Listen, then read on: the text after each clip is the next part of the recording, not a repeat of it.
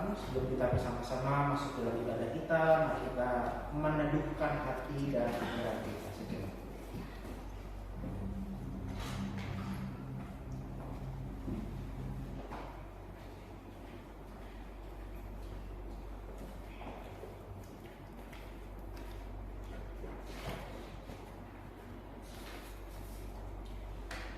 Mari kita bangkit berdiri menghadap Tuhan dengan mengangkat pujian Kidung Jemaat nomor 4 bait 1 dan 4, Hai mari sembah.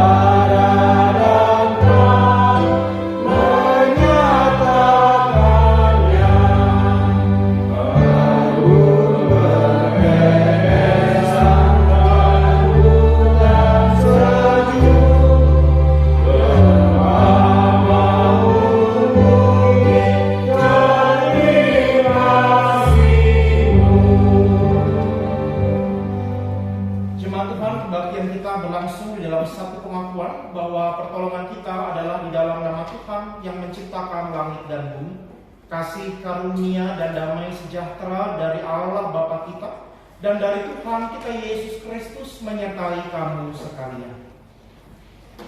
Aku hendak mengagungkan Engkau ya Allahku dan Rajaku, dan aku hendak memuji namamu untuk seterusnya dan selama-lamanya. Haleluya.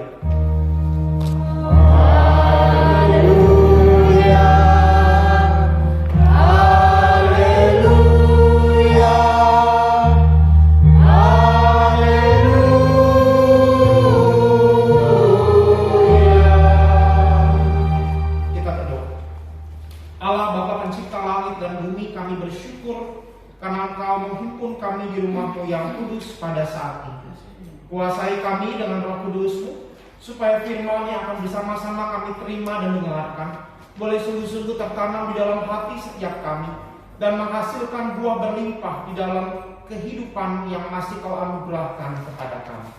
Hadirlah dan bertakhtalah di tengah-tengah kami ya Allah, sebab kami mempersembahkan ibadah ini hanya untuk kemuliaan nama-Mu.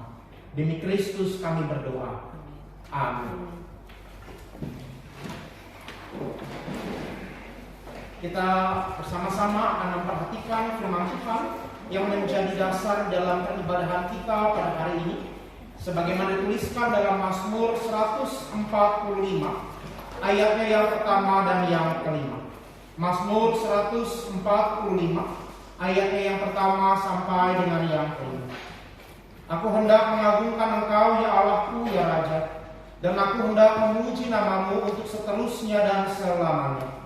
Setiap hari aku hendak memuji Engkau dan hendak memuliakan namamu untuk seterusnya dan selamanya. Besarlah Tuhan dan sangat terpuji, dan kebesarannya tidak terselami. Keturunan demi keturunan akan memegahkan pekerjaan-pekerjaanmu dan akan memberitakan keperkasaan. Kemuliaanmu yang agung dan semarak, dan perbuatan-perbuatanmu yang ajaib akan kunyanyikan. Kita kembali memuji Tuhan dari Kidung Jemaat nomor 27 bait 1 dan 3, meski tak layak hidup.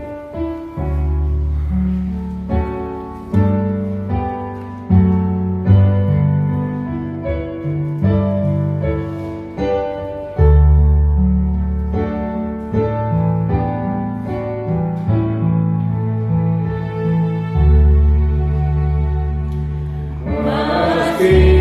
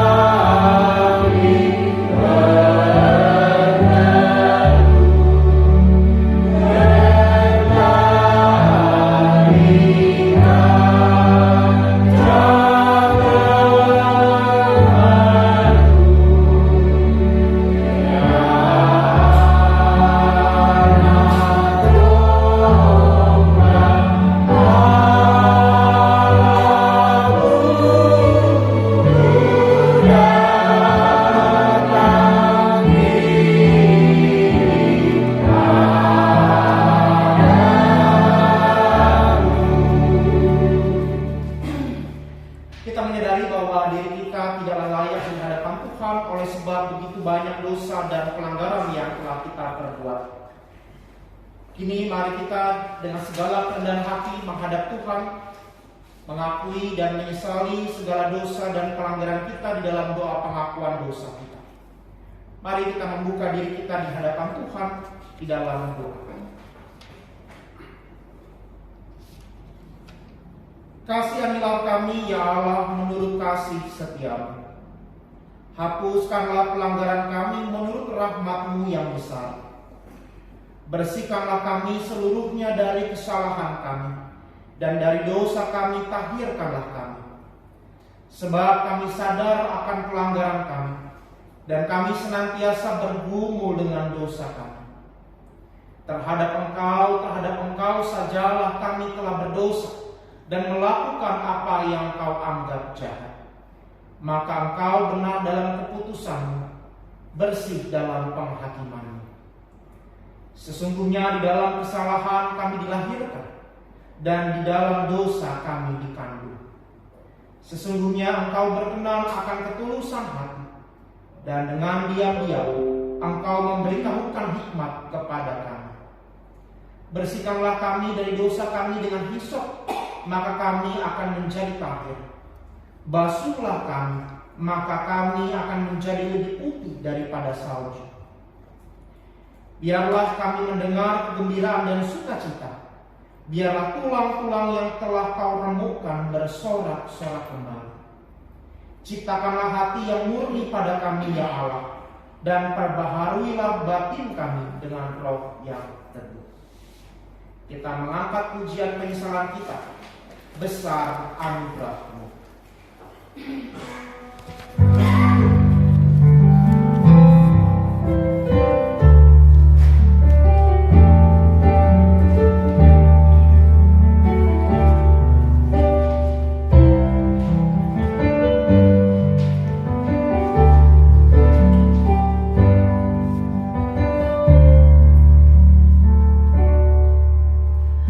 Ada sebagaimana Tuhan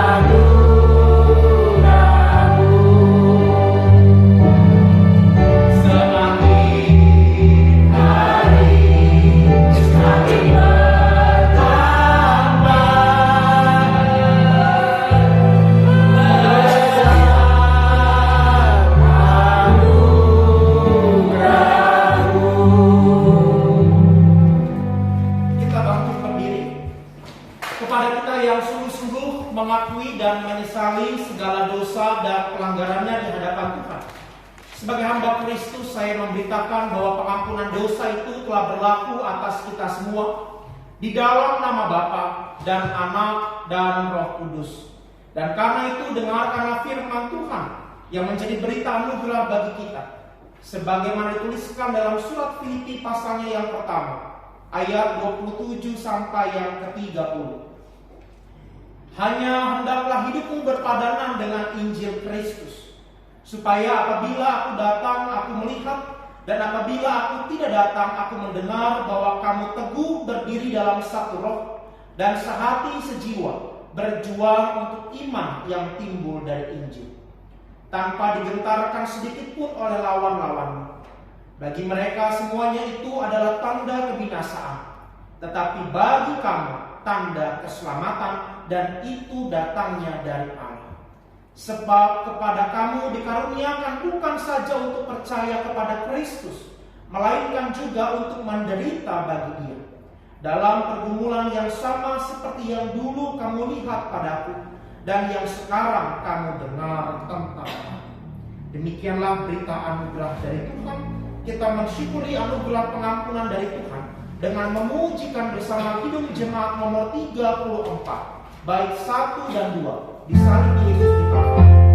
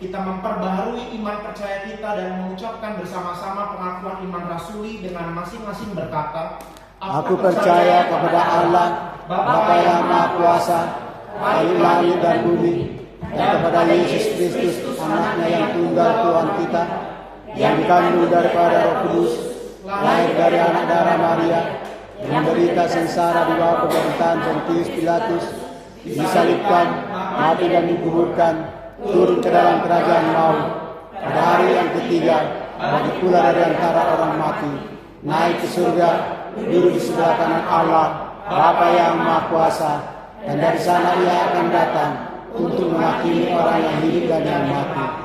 Aku percaya kepada Roh Kudus, gereja yang kudus dan am, persekutuan orang kudus, pengampunan dosa, kebangkitan daging, dan hidup yang kekal. Amin. Jemaat silakan duduk. Beberapa pokok warta jemaat. Yang pertama, kita mendoakan bagi bangsa dan negara kita, terkhusus ketika kita sebagai bagian dari bangsa Indonesia akan menyongsong tahun pemilu di 2024 mendatang. Mari kita berdoa supaya Tuhan menganugerahkan keamanan, ketertiban, ketenangan, juga menjauhkan bangsa kita dari segala bentuk konflik dan perpecahan. Kedua, kita mendukung untuk pelayanan gereja kita masing-masing, supaya melalui pelayanan dan kehadiran gereja kita, umat Tuhan semakin diberdayakan dan semakin diikut sertakan dalam pelayanan, persekutuan, dan kesaksian gereja. Yang ketiga, kita mendoakan bersama-sama bagi mereka yang mengalami lemah tubuh, yang sakit, yang mengalami penderitaan di dalam kehidupan kita, supaya melalui doa-doa kita Tuhan merangkul dan menguatkan mereka, bahkan memakai kita untuk menjadi saluran berkat bagi mereka yang membutuhkan.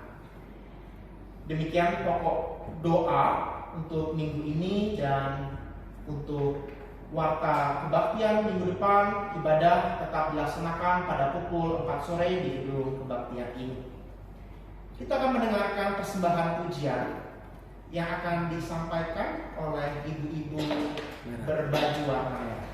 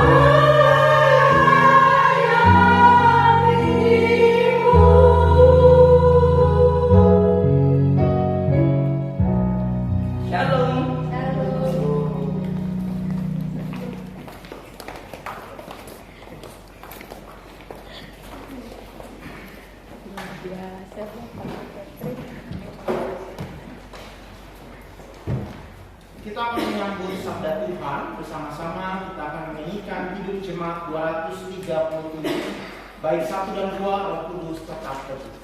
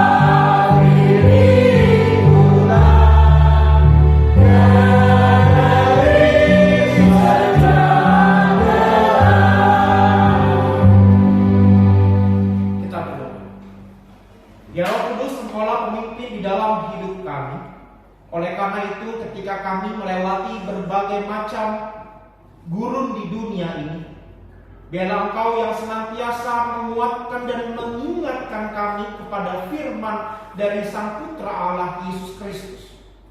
Karena itu ya Roh Kudus, ketika kami akan bersama-sama membaca, mendengar, dan merenungkan firman-Mu, beri kami hikmat dan pengertian, supaya firman yang akan kami baca dan dengarkan itu pada akhirnya mengubah hidup kami, memberi kami kekuatan untuk menjadi pelaku-pelaku firman, dan memberi kami pengharapan untuk tetap teguh melangkah menghadapi kehidupan yang Engkau masih anugerahkan kepada kami.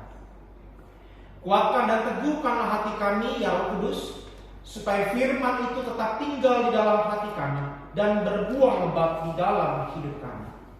Berbicaralah kepada kami ya Allah dalam Kristus Yesus, karena kami siap untuk mendengarkan suara.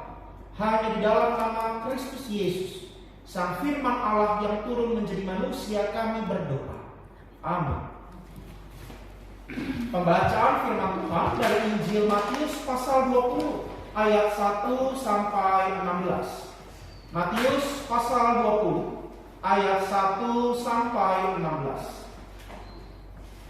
Di bawah judul perikop perumpamaan tentang orang-orang upahan di kebun anggur. Kerajaan sorga seumpama seorang pemilik kebun anggur yang pagi-pagi benar keluar mencari pekerja-pekerja untuk kebun anggur. Setelah ia sepakat dengan pekerja-pekerja itu mengenai upah sedinar sehari, ia menyuruh mereka ke kebun anggurnya.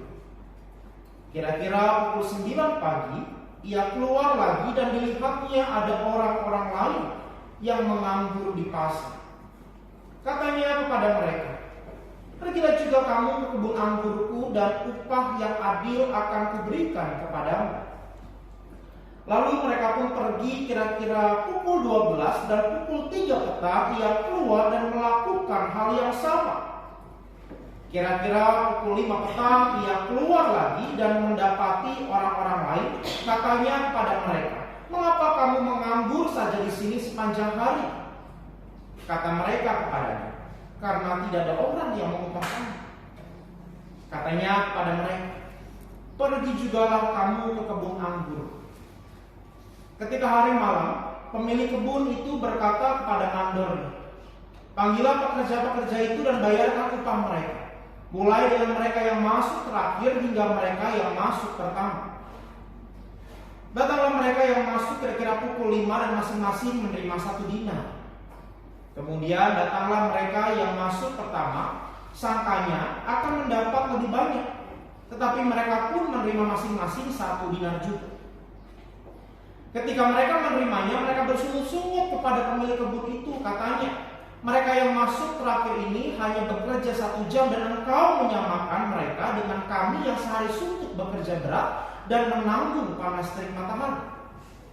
Namun pemilik kebun itu menjawab seorang dari mereka, "Kawan, aku tidak berlaku tidak adil terhadap engkau. Bukankah kita telah sepakat sedinar sehari? Ambillah bagianmu dan pergilah. Aku mau memberikan kepada orang yang masuk terakhir ini sama seperti kepadamu. Tidakkah aku boleh mempergunakan milikku menurut kehendak hatiku, atau iri hatikah engkau karena aku murah hati?" Demikianlah mereka yang terakhir akan menjadi yang pertama, dan yang pertama akan menjadi yang terakhir. Demikianlah firman Tuhan. Yang berbahagia adalah setiap kita yang bukan hanya membaca dan mendengar, tetapi yang memelihara di dalam hidupnya setiap hari. Perumpamaan tentang orang-orang paham di kebun anggur. Kalau kita memperhatikan bagian dari perumpamaan ini, Bapak Ibu, kalau kita tarik dalam kehidupan dunia kerja sekarang, atau kita tarik dalam kehidupan kita sekarang, maka kita akan sampai pada kesimpulan bahwa pemilik kebun itu tidak adil, bukan? Orang yang datang subuh-subuh sama orang yang cuma bekerja 1 jam, upahnya sama 1 dinar. Padahal 1 dinar itu adalah upah pekerja 1 hari. 1 harinya orang Yahudi adalah matahari terbit ketemu matahari tenggelam. Maka kalau kita melihat, ini gak adil.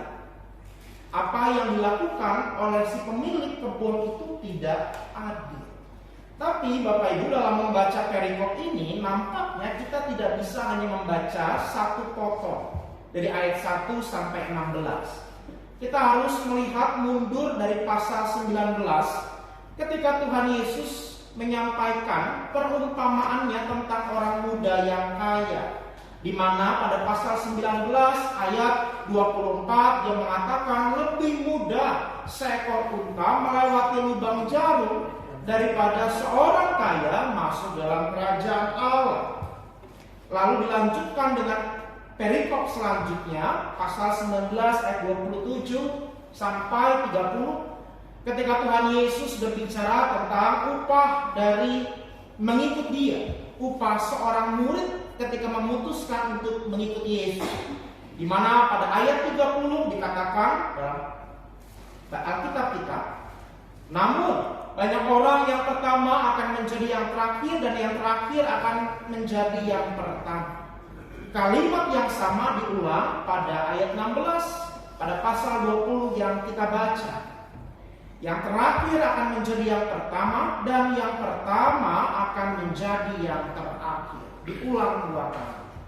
Maka sebetulnya perumpamaan pada ayat 1 sampai 16 yang kita baca ini mau merujuk, mau mengkritik, mau membongkar sebuah sistem keadilan di tengah-tengah masyarakat yang merasa bahwa semakin saya banyak berbuat kebaikan, maka semakin besar peluang saya masuk ke dalam kerajaan surga. Dan bukankah itu pikiran sebagian besar orang beragama di Indonesia? Semakin banyak dia melayani, semakin dia terlihat suci, semakin dia terlihat saleh, maka dia merasa bahwa dialah orang yang paling dekat dengan kerajaan sorga. Yesus sudah menegaskan pada pasal 19 ayat 24, "Lebih mudah seekor unta, seekor binatang yang tidak punya akal budi, yang tidak punya pikiran, yang tidak punya kehendak bebas." Tapi bagi Yesus justru binatang itu lebih mudah masuk ke dalam kerajaan sorga daripada seorang kaya.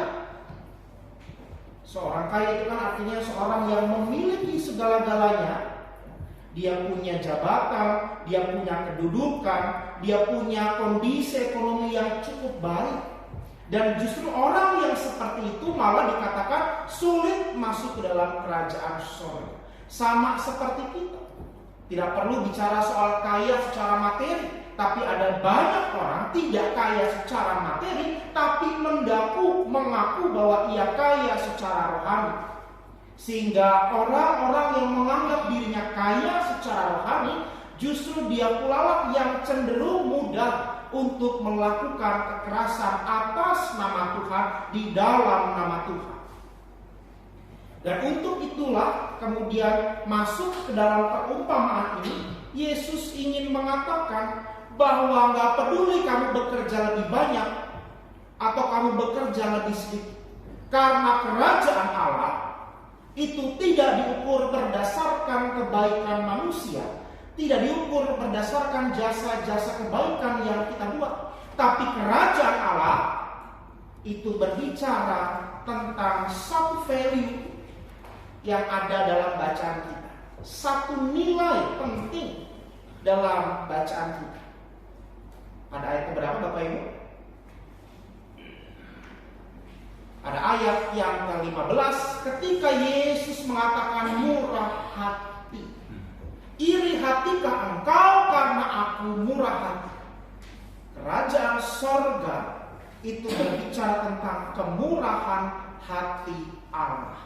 Kerajaan sorga bukan karena banyaknya kebaikan, banyaknya jasa-jasa dan amal baik yang kita buat selama kita hidup di dunia, selama kita melayani di gereja, tetapi semata-mata karena kemurahan hati Allah. Kalau dalam bahasanya Martin Luther, sola gratia, hanya anugerah semata, hanya karena anugerah.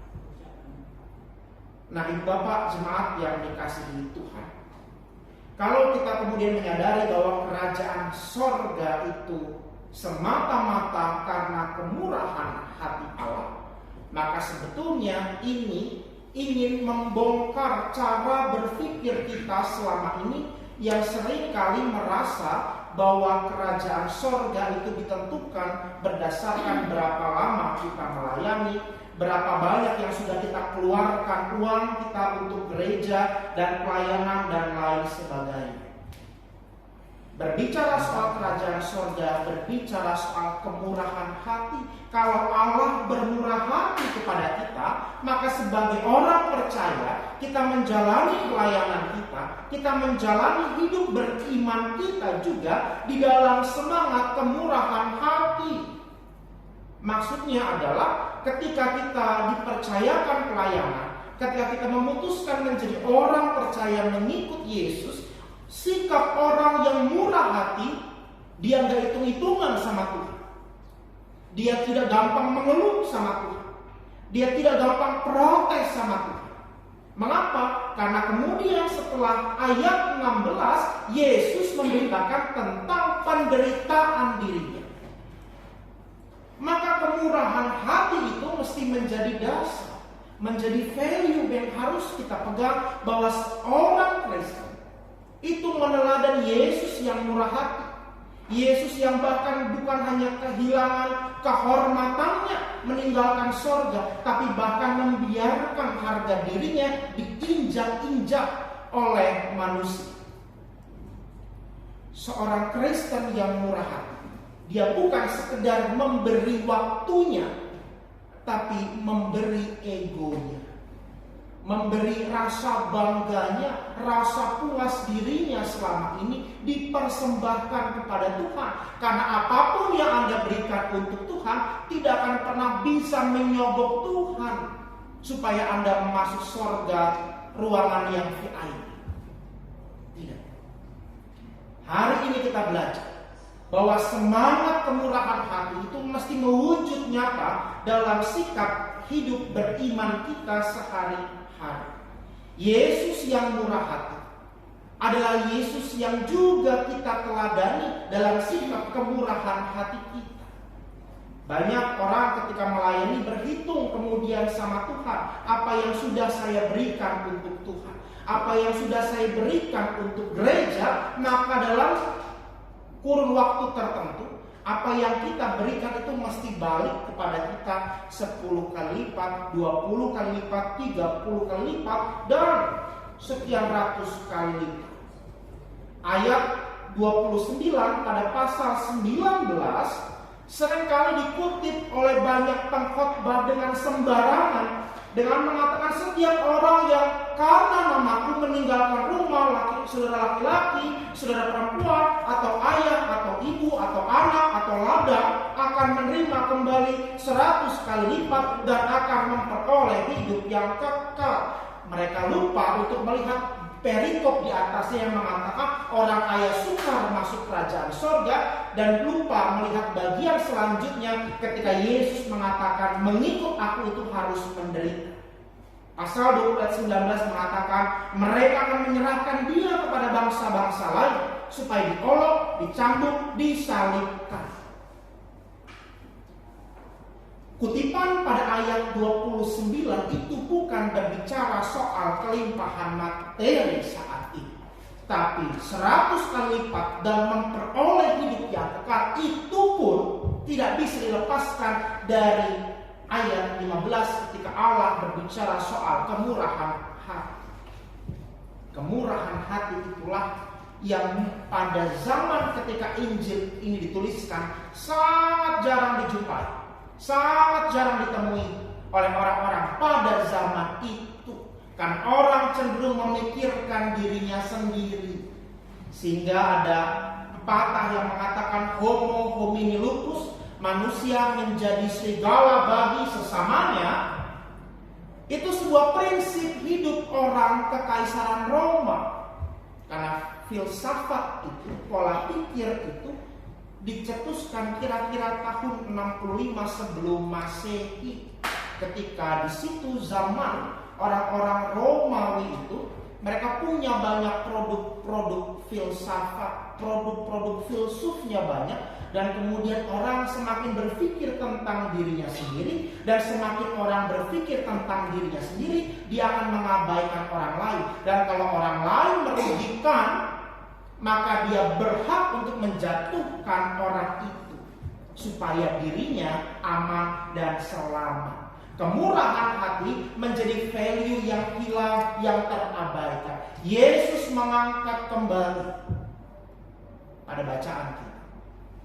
Iri hatikah engkau karena aku murah hati?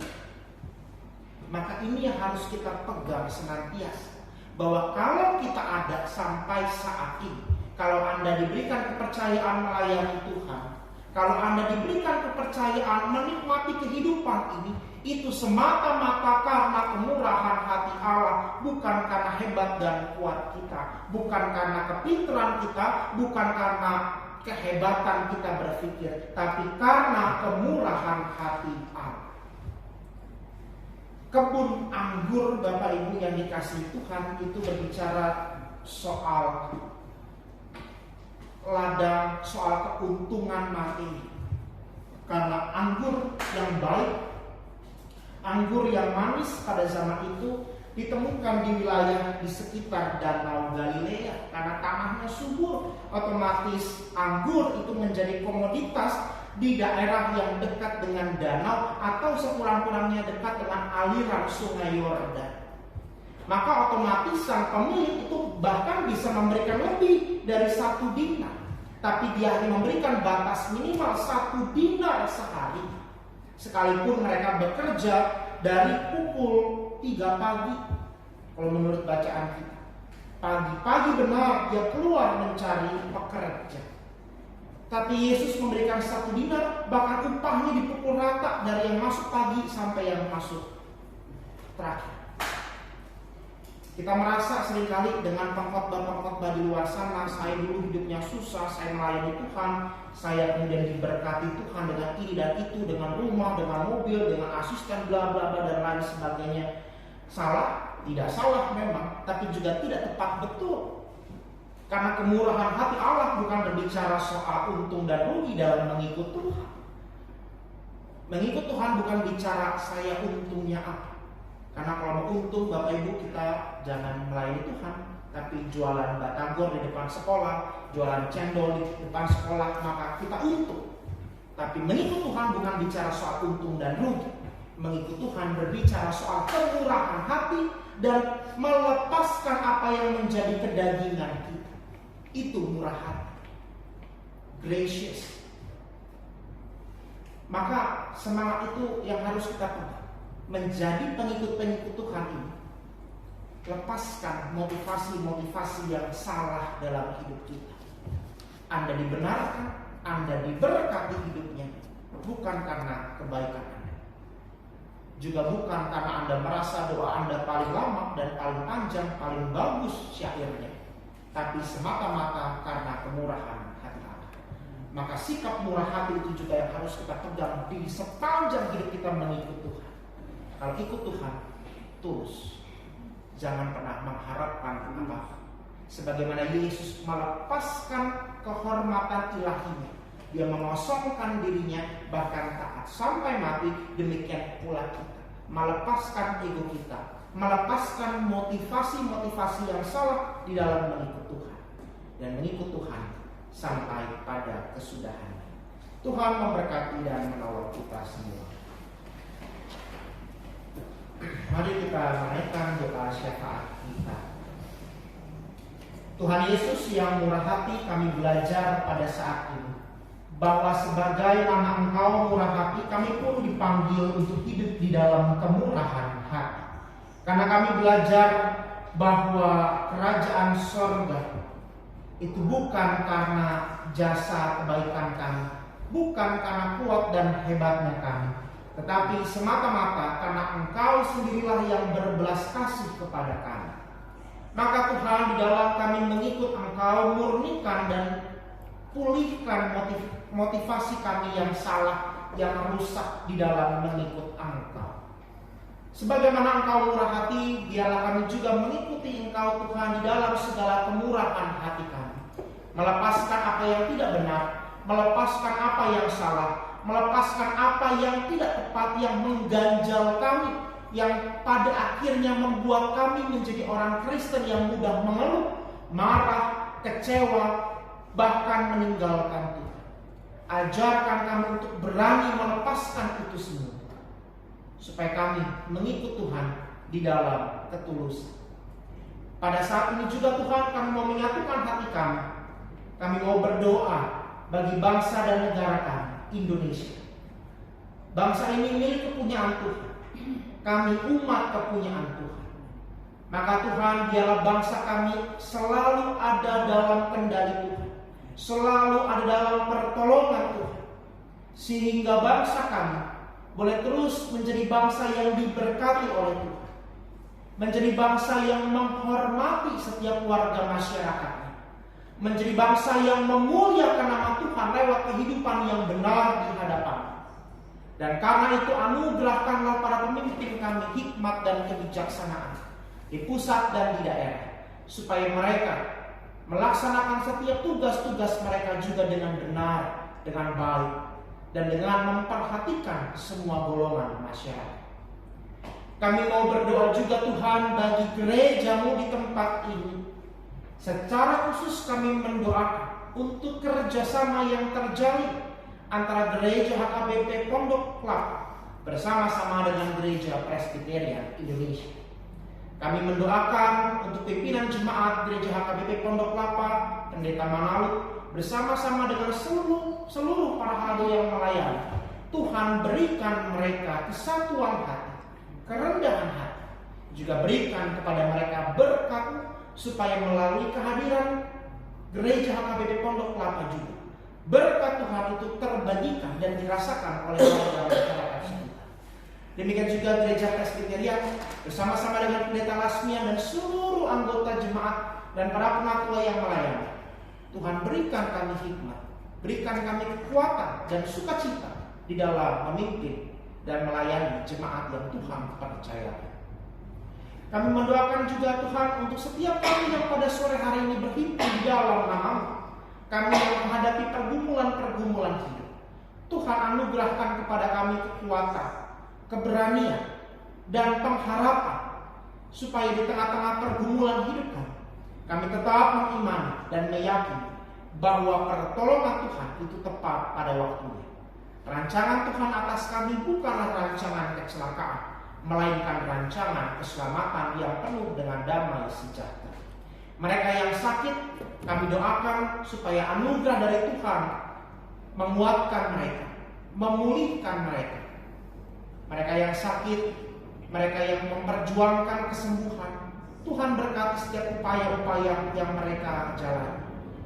Setiap obat-obatan, tangan para dokter dan perawat, setiap upaya-upaya medis yang dilakukan diberkati oleh Tuhan, supaya kesembuhan itu sungguh-sungguh dirasakan.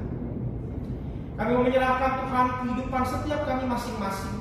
Berkati kami Tuhan, kuatkan kami, dan hiburkanlah kami dengan pengharapan yang sejati daripada-Mu, supaya menghadapi pergumulan hidup ini dan menjalani kehidupan yang masih Kau-anugerahkan dengan segala dinamikanya, kami tetap menyandarkan seluruh hidup kami hanya kepada Tuhan Sang Penolong yang sejati.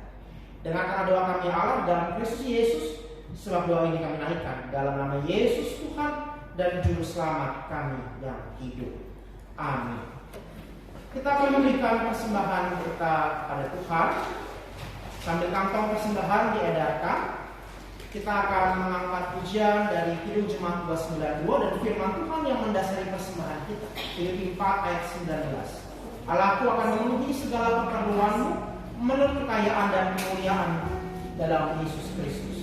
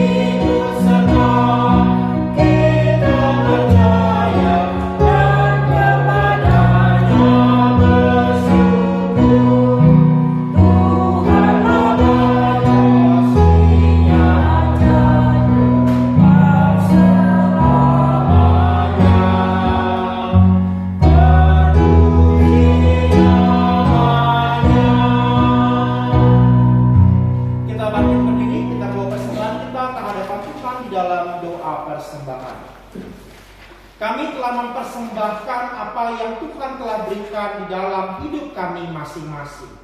Apa yang kami berikan ini mungkin tidak sebanding dengan segala berkat dan karunia-Mu di dalam hidup kami.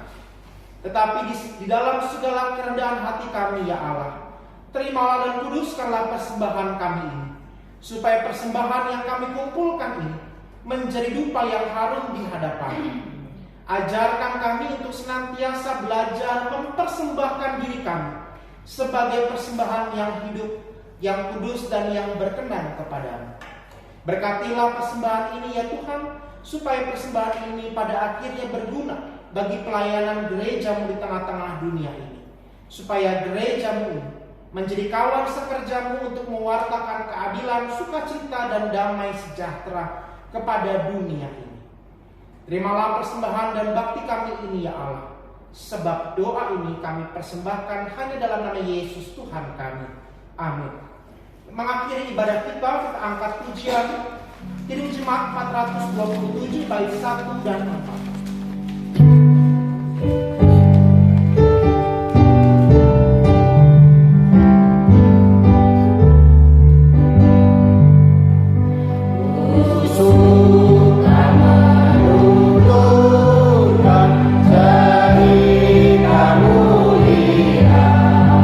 Cerita